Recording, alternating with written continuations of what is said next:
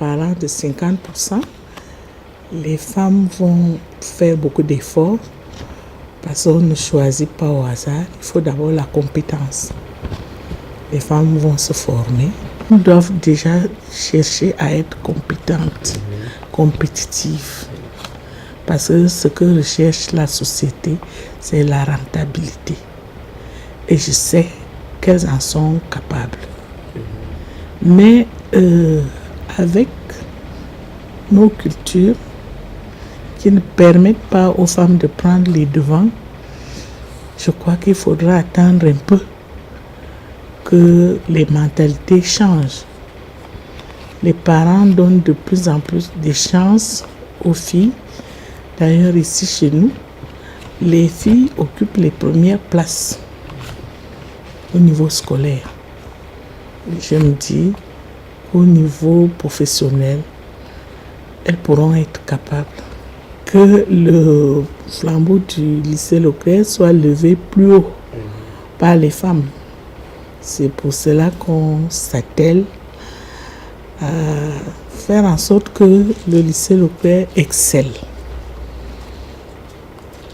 Nous n'avons pas de problème, on travaille en convivialité. Bon, le peu d'hommes qui nous encadrent, nous aident, tient compte du fait qu'il y a des dames qui ont beaucoup de responsabilités au niveau des familles. Mais les femmes s'en sortent. Oui, déjà, nous avons eu un match de handball. Nous avons des dames qui travaillent ici, qui ont des cantines, la cantine des élèves. Les dames des cantines ont joué avec les enseignants au hand. Et ce matin, on a eu une journée gastronomique où les enseignants ont fait la cuisine pour montrer qu'elles ne sont pas seulement de longs crayons, qu'elles savent faire la bonne cuisine. Et demain, nous allons nous retrouver après le défilé. Nous allons défiler.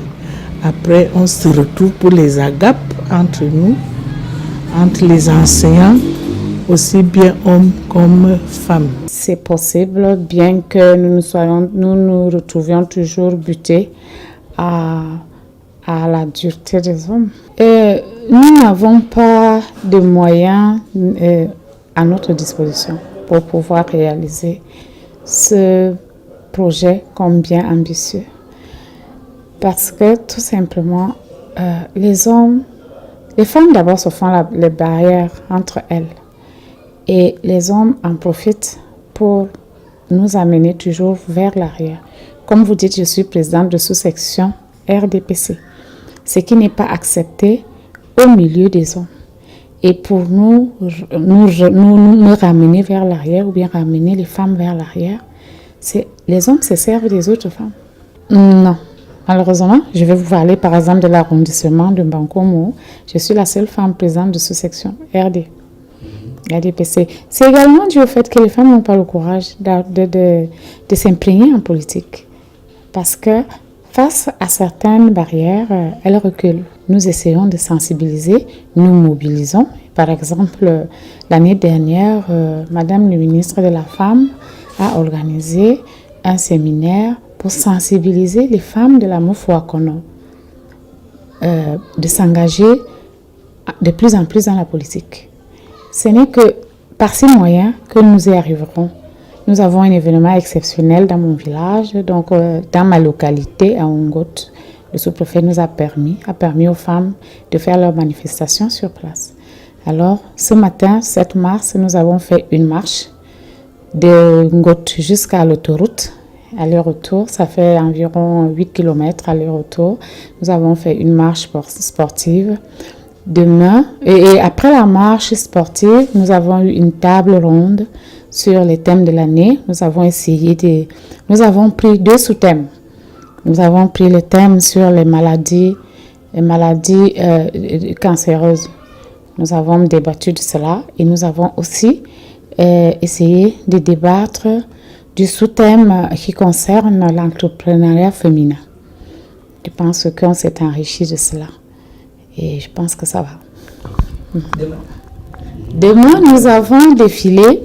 Nous allons défiler à 11h, comme dans notre arrondissement. Nous allons commencer le défilé à 11h.